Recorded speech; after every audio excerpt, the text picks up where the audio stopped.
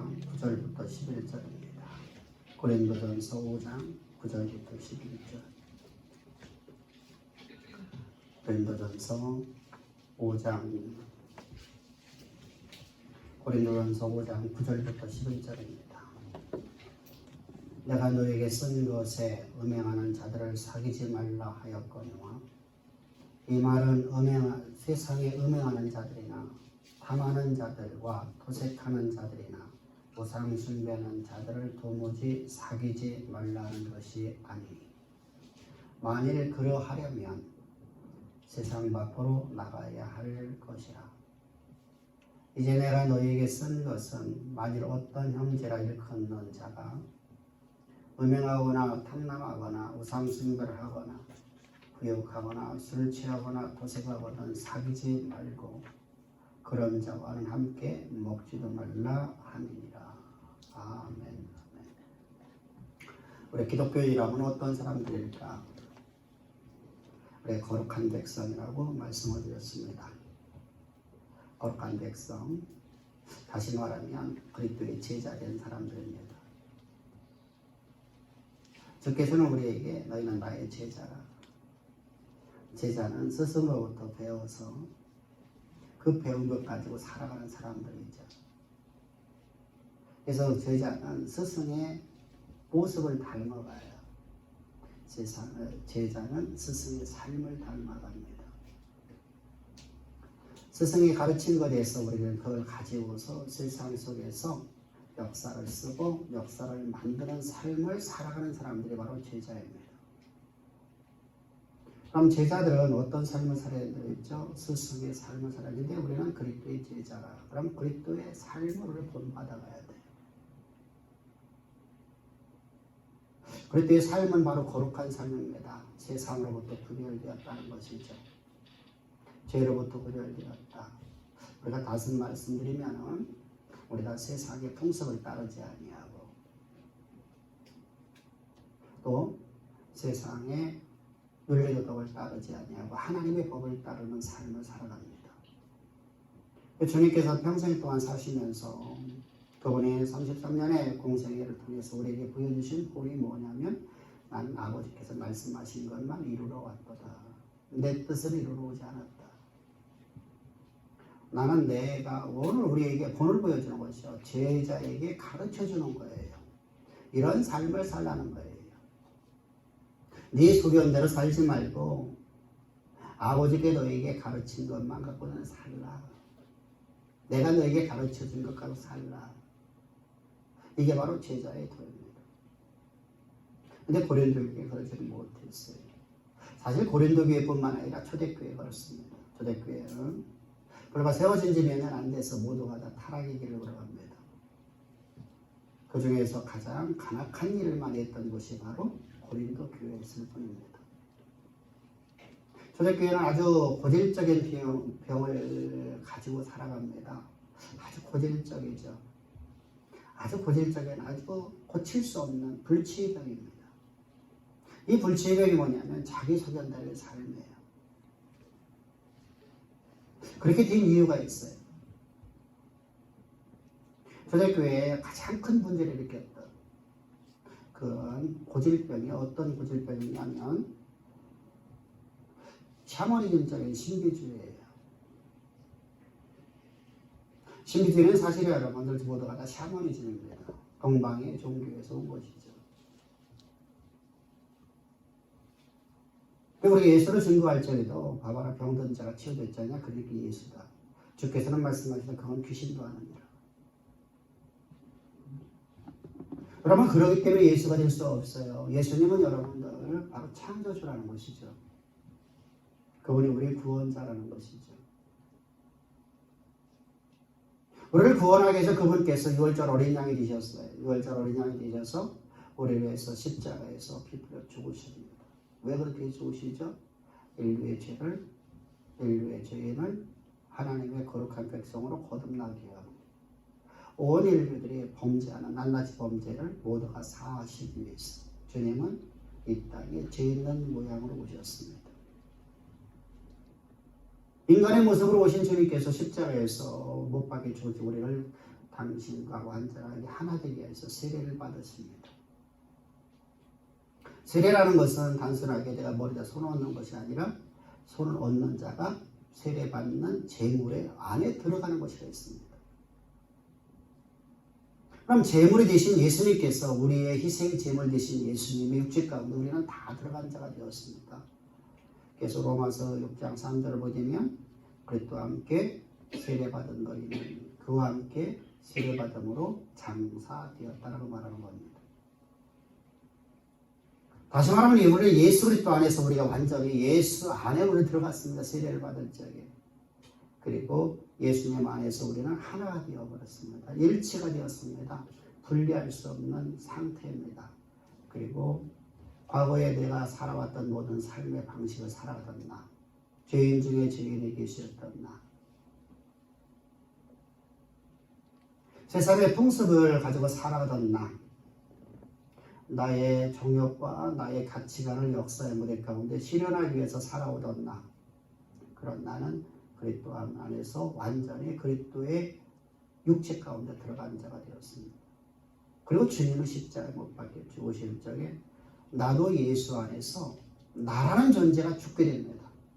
내 소견대로 살아가던 나, 나를 위해서 살아가던 나, 내 가치관을 역사의 가운데 실현시키려 했던 나라는 존재, 내 정욕에 휩싸여서 나를 위해서 살아가던 모든, 나의 욕망을 따라서 살아가던 모든 것들이 나라는 존재는 그리스도와 함께 십자가 못 박혀 죽었습니다. 그리고 그와 함께 우리가 장사되었어요. 장사되니까 우리는 어떻게 됐습니까? 나는 무덤에 들어갔습니다. 무덤은 여러분들 우리나라 개념은 무덤하고 지옥하고 다른 개념을 갖게 됩니다. 우리 문화과는 도저히 이해가 안 돼요. 무덤에 들어간 것이 뭐가 중요하다고. 우리는 여러분 사람이 죽으면 무덤에 들어가고 무덤 속에서 우리는 49일 동안 우리가 구천지옥을 떠든다고 생각을 합니다. 이것이 여러분들 기독교 안에서 가득하고 있단 말입니다. 말도 안 되는 얘기죠. 근데 유대교에서는 여러분들 유대인들에게서는 무덤은 바로 지옥을 상징하는 거예요. 옥에 갇힌 것이죠. 예수님 여러분 죄인을 짊어지고 주님이 죽으심으로써 지옥에 들어갔습니다. 그래서 나는 죄의 싹신 사망 곧 지옥을 나는 다 지불했습니다. 나는 죄의 싹신 사망을 다 지불했습니다. 왜 그렇습니까? 인간은 한 번 죽었다 다시 살아날 수가 없어요. 그래서 나는 내가 내 죄값을 나는 지불할 방법이 없는 거예요. 그런데 하나님이 나의 죄를 다 짊어지고 십자가에서 죽으시고 장사되심으로 나는 모든 죄의 값을 다 지불했습니다. 이제 내 가치관에 살아가던 나라는 존재는 십자가 못 박혀 죽었습니다. 그러나 이제 예수의 부활과 함께 나는 새로운 피조물로, 새로운 창조물로 나는 다시 거듭나게 됩니다. 다시 출생하게 됩니다. 거듭나면 다시 출생했다는 말입니다. 그래서 나는 예수 그리스도와 함께 나는 십자가 못 박혀 죽고 예수님의 부활과 함께 나는 새로운 새 생명으로 거듭났다. 다시 출생했다. 어떻게 출생하냐? 하나님의 아들로. 하나님의 아들로 내가 거듭났음에 불구하고 이제 우리 가운데 나의 과거의 내 가치관과 나의 정욕과 내 소견이 살아있으면 얼마나 좋겠어요. 내 육신 안에 여러분들 내가 그런 지식이 또한 가득하다는 말입니다. 그러한 그 지식을 갖고 성경을 자의적 해석하기 시작합니다. 성경을 자의적 해석을 하다 보니까 여러분들 어떻게 됩니까? 인문학이 되어버리는 거예요. 인문학. 성경을 내가 자의적 해석하다 보니까 나타나는 것이 무엇이냐면 인문학이 되어버려요. 성령을 따라 우리가 해석을 했는데 내 안에 산 이는 내가 산 거다. 내 안에 그리스도만 있어야 되는데 그리스도께서 이 성경을 해석해 줘야 되는데 나는 내 혼적인 지식을 갖고 자꾸만 해석하고 싶은 생각이 들어요. 내가 과거에 갖고 있었던 지식들, 세상으로부터 배웠던 모든 지식들을 통동원해서 성경을 해석해 보려고 합니다. 그러다 보니 자의적 해석이 되기 시작합니다. 자의적 해석이 되면서부터 이제 헬라의 문화권이 들어오는 거예요. 헬라의 철학이 들어옵니다. 우리는 말하는 동양 사상이 여러분들 우리에게는 여러분들 저 중국 사상이 들어오죠. 근데 여러분 저들에게 있어서 여러분들 대국이 바로 헬라였었기 때문에 로마이니까 로마의 헬라 철학이 저들에게 들어옵니다. 헬라 철학에 들어와서 이원론 사상이 교회 가운데 자리를 잡게 됩니다. 이원론 사상은 결국 여러분 무엇을 만들어갑니까? 영지주의 사상을 만들어가게 되는데 영지주의 사상은 우리가 이미 알고 있듯이 동방의 신비 종교부터 시작해서 아프리카 대륙에 있는 신비주의들 그리고 헬라의 그리스의 철학들 이런 모든 그리고 유대교의 유대교 사상과 기독교의 진리가 하나로 짬뽕이 되어버리는 것이 바로 영지주의입니다. 이렇게 만들어서 여러분들 저들이 이제 어떤 문제가 만들어지기 시작하죠? 내가 하나님의 법을 내가 즐겨하는 내 영의 사람은 나는 분명히 존재한다는 거예요. 그런데 문제가 생기죠. 내가 아무리 하나님의 법을 내가 따르고 싶어도 내 욕심으로 따를 방법이 없는 거예요. 안 되는 거예요. 내 자존이 자꾸만 내 안에 솟아올라. 이러는 그것 때문에 내가 고려워요. 그래서 만들어진 사상이 바로 영지주의 사상 속에서 하나의 분파인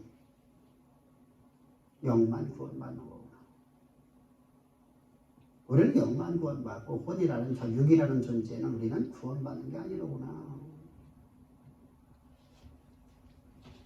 그래서 영적 지식이 내가 충만하면 내 마음에 내 안에 하나님을 사모하고 하나님 말씀의 법을 내가 갖고만 있으면 지식만 내 충만하면 나는 구원에 임하고 나는 구원받은 백성이고 나는 영적 지식이 충만한 사람이고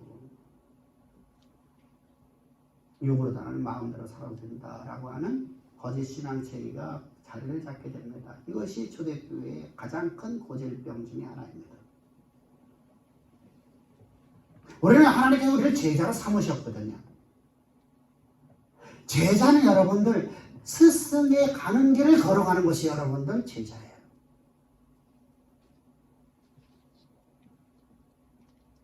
나는 여러분 내 마음 가지고 내 생각대로다가 나는 여러분 내가 이것하고 저것하고 내가 저걸 하는 거. 내 마음대로 이것을 내가 하나님 명령도 내가 거부해버리고. 그러면 나는 구원받았다. 여러분 이것이 여러분 오늘날 교회 가운데 없냐고요.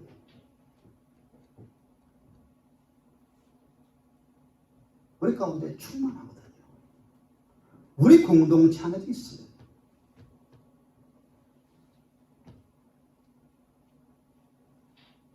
없는 것 같아요. 있다니까요. 나는 하나님을 아는 지식 난 십자가 복음을 내가 갖고 있어. 나는 구원받았어. 여러분 행위는 하나도 안 해. 삶은 안 살아. 하나님의 규례와 법들을 따르지 않아. 나는 그것에 몸부림치지 않아. 나는 내 마음의 원대로 살으려고 해. 내 정욕대로 내 욕망대로. 그래서 신을 줄 알아.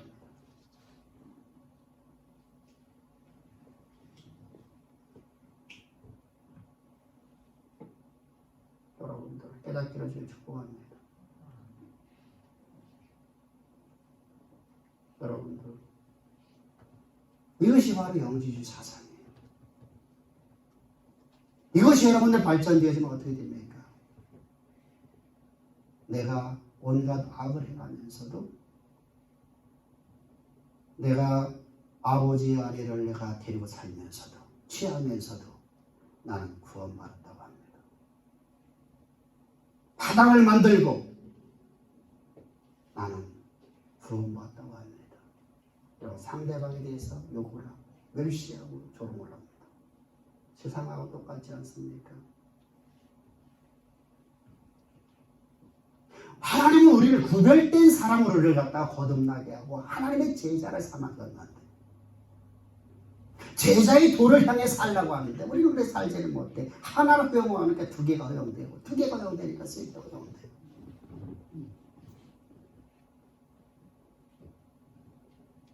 내 소견대로다가 나는 구원받았고, 내 소견대로는 하나님 백성이고, 나는 하나님과 나는 멀리 떨어져 있는 내 모습, 말씀에 내 삶이 되지 못하는 모습.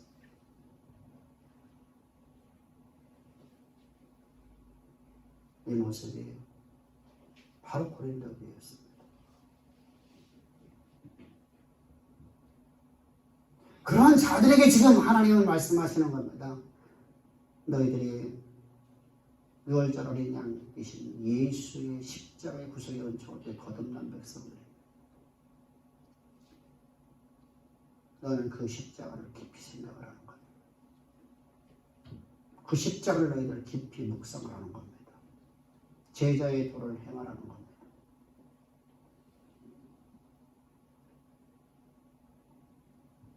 그러므로 너희는 그런 자들과 사귀지 말라.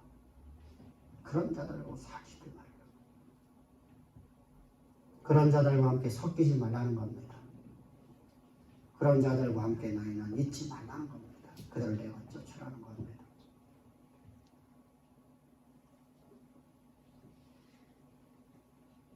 그리고 이어서 말씀하시는 말씀은 바로 10절입니다. 10절 여러분들 성경은 이렇게 말씀하고 있죠. 이 말은 세상에 음행하는 자들이나 탐하는 자들과 도색하는 자들과 우상숭배하는 자들과 도무지 사귀지 말라는 것이 아니니, 세상 사람들에게 말하는 거 아닙니다. 세상 사람들이 사귀지 말라는 말이 아니라는 겁니다. 우리 여러분들이 이 잘못된 신앙관을 갖게 되면 결국 여러분이 어떻게 우리끼리만 잘 먹고 잘 살아야 되는 거예요. 우리끼리만. 여러분, 그리스도는 왜 이 땅에 오셨습니까? 창조주 하나님이신 그리스도께서 뭐하러 이 땅에 여러분 인간의 모습으로 오셨습니까? 온 세상의 모든 사람들의 죄를 사하시고 모든 사람들에게 복음이 들어가 그들이 다 구원받아 그리스도의 제자의 삶을 살라라. 그리고 주님은 십자가에서 여러분들 죽으실 적에 죽으시고 나서 여러분 주님께서 하늘이라는 저 하늘 위에다가 구름에다가 확성기를 달아놓고 모든 나무들마다 확성기를 달아놓고 하나님께서 말씀을 증거하실 수 있어요. 그런데 그런 일을 하지 않으십니다. 구름에다가 이런 걸 만들어 놓고 하나님의 그 신령한 음성이 여러분들 그냥 온 세상에 퍼져나간다고 생각합시다. 그러면 어느 누가 여러분 예수 믿지 않겠습니까? 어느 누가 여러분 두려움에 떨지 않겠습니까? 모든 나뭇잎 하나하나마다 모두 다 확성기가 달아나갔고 하나님의 음성이 온 세상 땅끝까지 증거된다고 하면 어떤 누가 예수를 믿지 않겠습니까? 근데 하나님은 그렇게 하지 아니하셨습니다.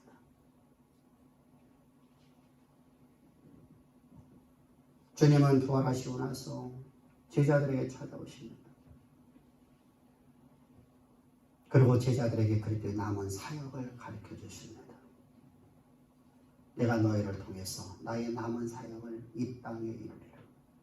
너는 세상에 침투하라.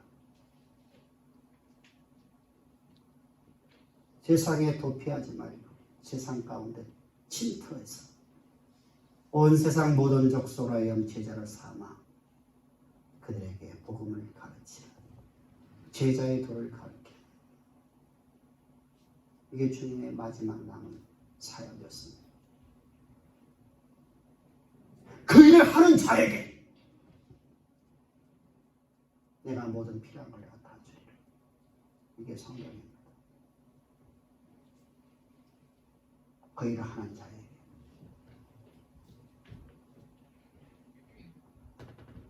그 일을 위해서 내가 내 생명을 드리는 자에게 하나님 모든 걸 다 주신다 합니다. 그러게 너는 이 땅에서 그런 자들하고 그들 자신을 속에 들어가서 그들의 문화를 바꾸는 일을 하는 겁니다. 그런데 교회 공동체가 세상과 똑같은 삶을 살아간다면 내 이름이 멸시되지 않게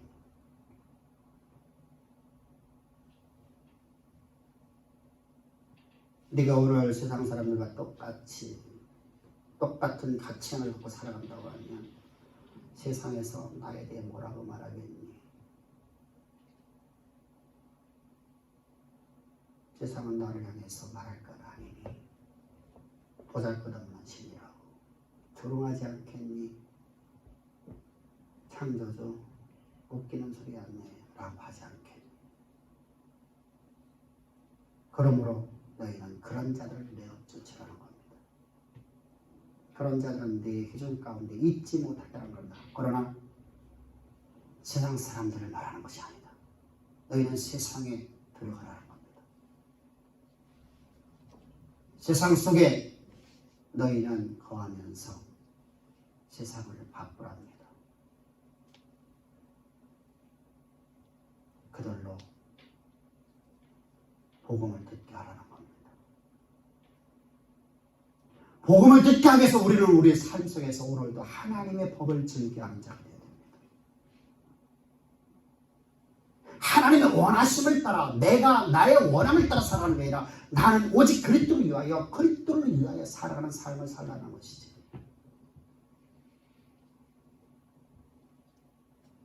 세상은 여러분 참 간악합니다. 사탄만큼 지혜로운 존재는 없습니다. 하나님이 만든 피조물 중에서 사탄은 참 얼마나 여러분 지혜로운가 보십시오. 세상에 수많은 종교를 만들어냅니다. 수많은 종교가 모두가 다 윤리적입니다. 인과응보적입니다.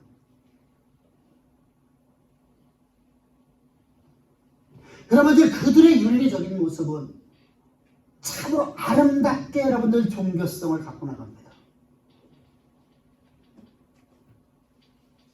여러분들 봅시다. 하나의 예를 봅시다.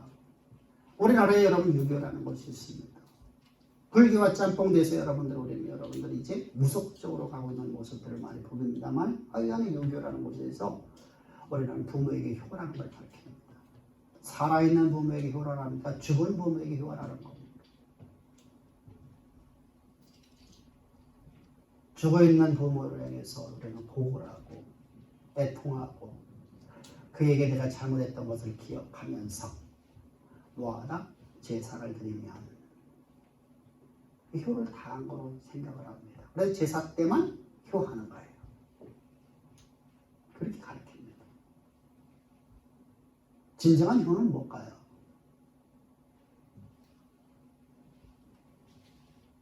예입니다.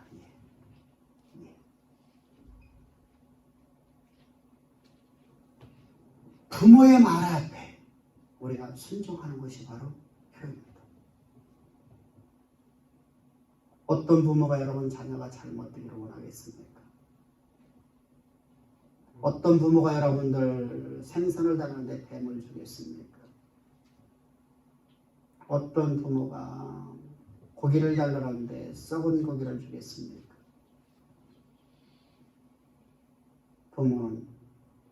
부모가 자녀가 잘 되기를 원해서 그에게 바른 길을 제시해 주는 것이 바로 부모입니다. 그런데 우리는 부모에게 불순종을 하면서 나는 그저 의식만 나는 다 하면 효라는 것으로 저들은 만들어냅니다. 그러면서 말은 건너다지 않고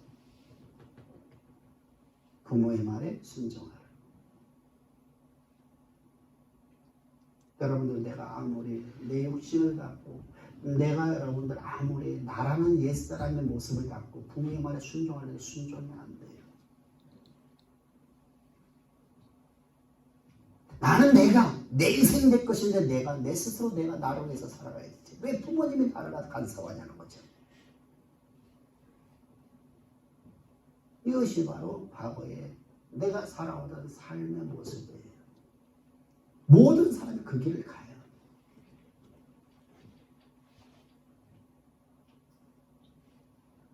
그러면 나는 부모님의 자녀라고 합니다.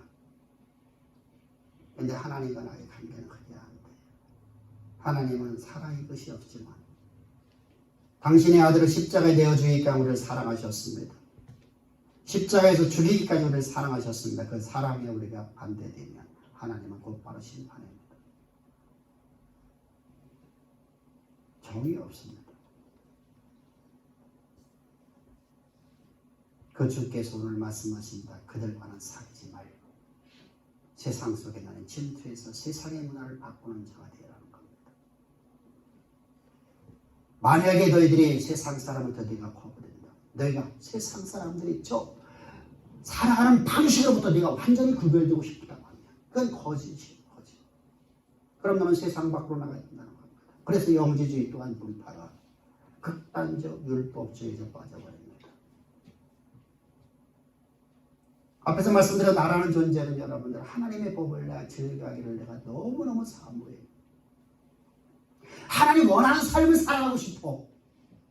주를 위해서 난 살고 싶어. 그래서 우리 기도할 적에 뭐야? 나 주를 위해서 나 살겠습니다. 수도 없이 많이 우리가 하나님에게 소원을 합니다. 근데 한 번도 소원을 갚지를 못해. 왜? 육신의 연약함 때문에 오라.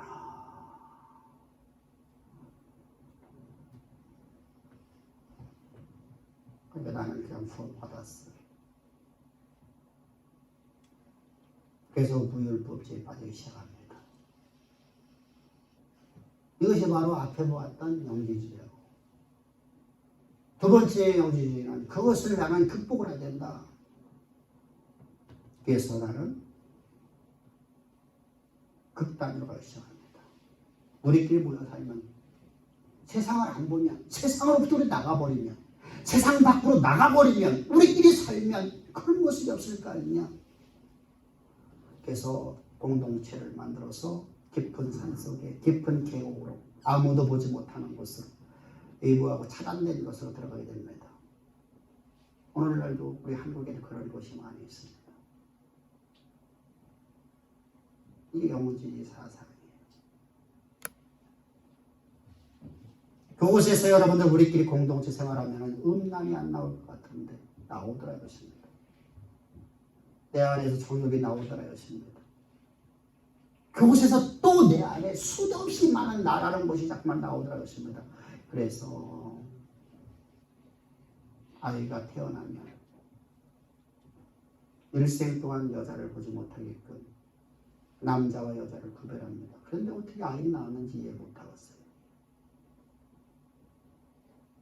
그 공동체 안에서 어떻게 아이를 낳았는지. 이게 군난 공동체거든요. 여러분들 말이 안 되는 논리를 갖고 그러니까 어떻습니까? 우리끼리만 먹고 잘 살아가는 자기소견적인 자의적 성경 해석이 나옵니다. 악한 일이었죠. 이런 공동체가 여러분들 출애굽교회 여러분 만들어내셔야 합니다. 여러분 하나님은 우리에게 그렇게 명령하지 않아요. 너희들 그들과 너희를 구별해 남는 세상 밖으로 나가야 됩니다. 지구를 떠나 저 우주로 가야 되겠죠. 근데 우리는 세상에 뿌려졌습니다. 세상을 너를 뭐 하라는 겁니까? 너희가 세상에 너희 침투해서 세상을 바꾸는 인생이 되라는 겁니다. 그곳에 제자의 도를 가르치랍니다. 그것이 바로 기독교인의 삶입니다.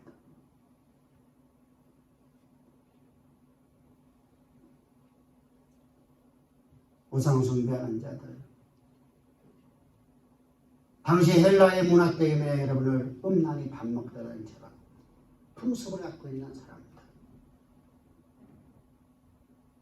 매일마다 여신들과 교적을 해야만 복을 받는다고 생각하고 그 밥을 먹듯이 음란하고 있는 저들의 문화를 그들이 가서 바꾸라는 겁니다. 그들의 풍습을 완전히 없애버리라는 겁니다. 세상을 변화시키는 삶을 살려면 내가 그런 삶을 사는 데 끝나는 것이지.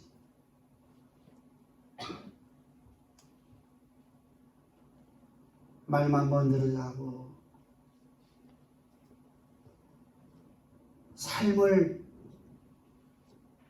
세상하고 똑같이 살아가는 저 종들이나 이방 종교의 지도자처럼 살지 말라는 겁니다.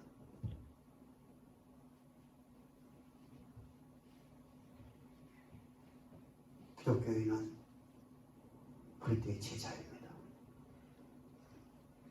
세상의 역사를 쓰고 세상의 역사를 바꿔가는 삶을 살아가야 될 존재들입니다. 세상의 문화를 바꿔야 되죠. 세상의 풍습을 바꿔야 되죠. 내가 있는 곳에서 내가 땅 끝까지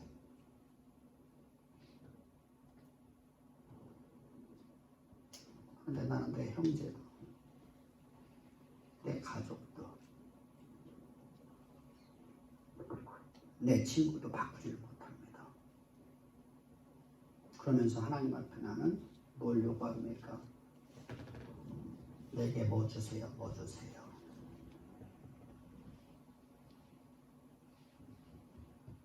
주께서는 뭐라고 말씀하십니까? 네가 내 일을 하면 내가 너에게 주리라.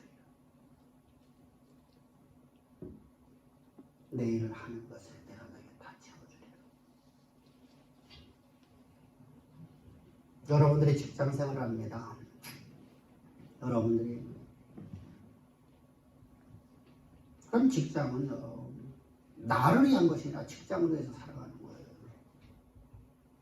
직장을 위해서 내 일을 해요. 그랬더니 내가 그 일을 할 수 있도록 회사에서 나에게 월급을 줍니다. 어떤 사람은 수억의 연봉을, 어떤 사람은 수십억의 연봉을, 어떤 사람은 수백만 원의 연봉을. 각자 일에 따라 달랍니다. 그 일을 안 하면 안 줍니다. 퇴사시켜버립니다.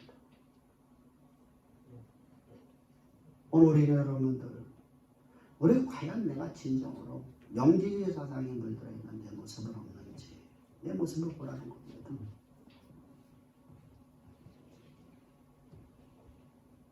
그렇다면 내가 보면 내가 깨달아야지.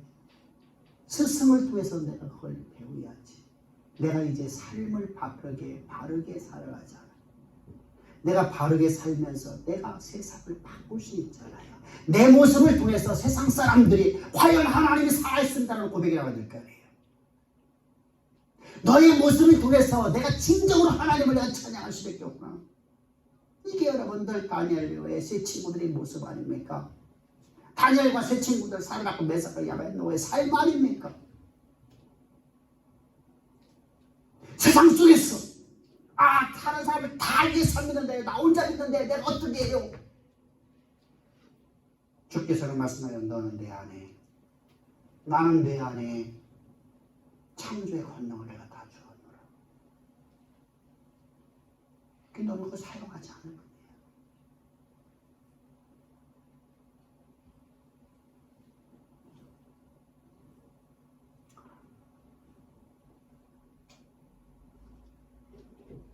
지난 주간에 제가 큰 감동을 받았어요. 모 대학대원에서 강의를 하는데 이분들이 신학대원에 있는 그 분들이 복음을 갈망해요.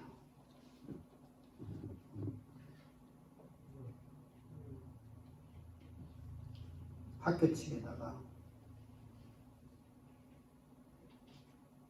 수업을 2배로다가 시간을 2배로 늘려달라고 요구를 하고 하는 걸 내가 들었어요. 강의 마치고 나왔는데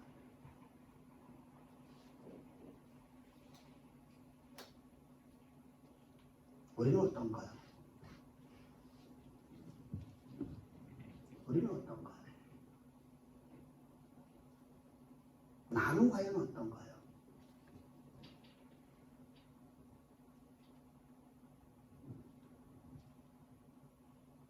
우리 성도님은 서울서 내려오세요. 저는 아직 이름도 몰라. 말씀이 3월에 있어. 저 뒤에 앉아계세요. 예배 시간 한 번도 늦은 적이 없어요. 나는 어떤가요? 나는 어떤가? 말씀이 갈망돼서 식사도 안 하고 아침도 못 먹고 오셨을 건데 서울서부터 여기까지 오후에 성경 공부관 다 와요. 나는 어떤가? 내게 과연 그런 갈망이 있나? 핑계대고 있지 않나요?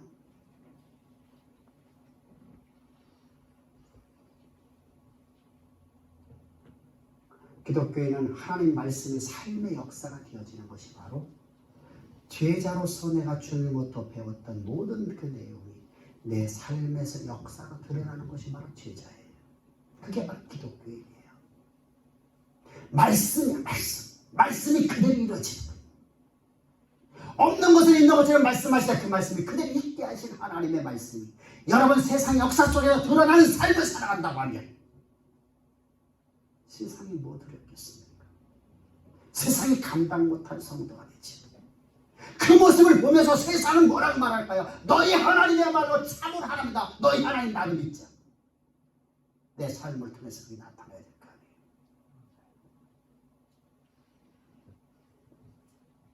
안수만 받으려고 하고 기도만 받으려고 하고 말씀이 없는 영주주의 사상이지. 말씀이 곧 역사입니다. 창세기 1장은 뭐라고 말씀하십니까? 말씀하심에 그 말씀이 그대로 되었더라. 로마서 4장에서 하나님이 아브라함에게 말씀하신 그 말씀이 곧 그대로 되었더라.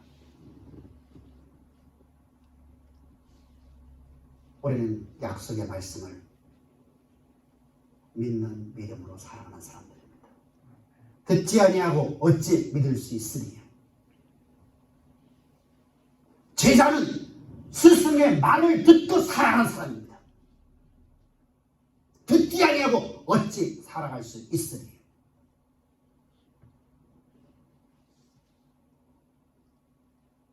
우리 참된 신앙을 가지십시다. 여러분 삶에서 목사님 죽었어요. 힘들어요. 고통스러워요. 아니라 말씀이 오늘도 이렇게 이루어지고 있습니다. 라고 하는 우리는 세상 탓하지 맙시다. 여러분 세상에 사는 사람들도 교회를 안 다니는 사람들도 이 시대 속에서 이 코로나 때문에 돈을 법니다. 내가 실력이 없는 겁니다.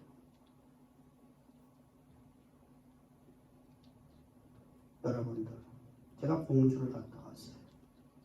먼저 본 우리 성도님의 병문안을 갔다가 공주 쪽으로 돌아왔어요.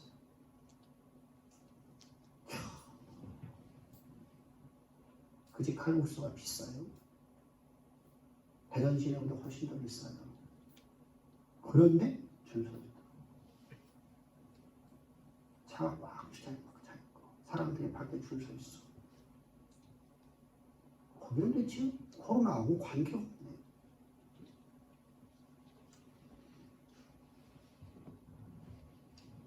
대체 뭐 때문에 그러냐고요. 그 사람이 예수 안 믿어요.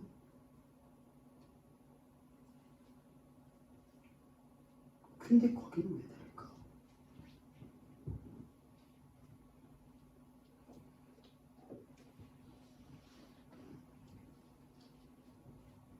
이해가 안 되죠? 여러분, 우리는 예수의 제자로서 예수의 그리스도라는 지식이 가득해야 됩니다. 그래서 나는 내 힘 갖고 이 역사를 움직이고 쓸어나는 인생이 아니라 내가 가진 것 갖고 가는 게 아니라 하나님이 주시는 권세와 권능을 갖고 세상의 역사를 지배하는 삶이 되어야 됩니다. 아멘. 그게 기독교예요. 다윗은 지난주에도 말씀드렸습니다. 왕따 중에 왕따였으면 아무것도 없습니다. 호주머니에 단돈 10원도 없습니다. 권력도 없습니다. 아무것도 없습니다. 부모로도 뭐 시어 버림받은 자가 뭐가 있겠습니까? 그런 여기저기 도망다니는 도망자의 신분입니다. 근데 그가 도망가다 갈 데 없어서 블레셋으로 도망갔습니다. 나올 적에는 미친 치라고 나왔습니다. 근데 그가 그때 하나님 앞에 이런 시를 씁니다. 노래를 부릅니다. 하나님, 내가 지금 처하고 있는 상황이 너무나 절망적이에요. 이 상황 속에서 그런데 나는 하나님이 나를 향한 계획하심을 이루실 걸 나는 믿습니다. 왜? 내가 믿는 하나님은, 내가 만난 하나님은 역사를 당신의 주권으로 섭리하고 쓰신 하나님이시고, 세상의 모든 역사가 나를 위해서, 나에게 약속하시는 그 말씀을 이루기 위해서 쓰시는 분임을 나는 믿기 때문입니다. 그의 고백과 함께 그에게 400명의 동역자가 생겨집니다. 그의 첫 번째 그의 동역자들이 400명입니다. 이제부터는 일을 할 수 있겠죠. 우리 그런 멋진 삶 삽시다. 하나님을 알으니까, 그리스도를 알으니까 그런 고백을 할 수 있잖아요. 그 믿음을 표현하고 그렇게 살아가잖아. 절망과 좌절하지 않고 살아가잖아.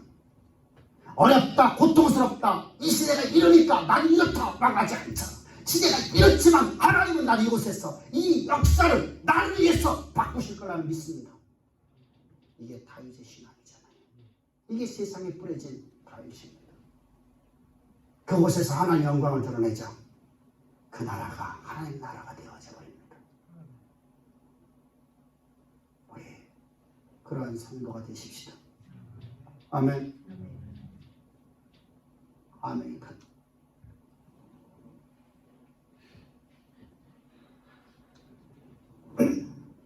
먹어서 학문으로 나가는 것 같아.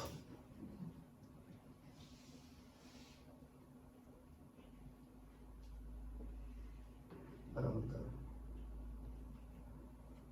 메시지가 강하다고 여러분들 힘들어하지 마세요.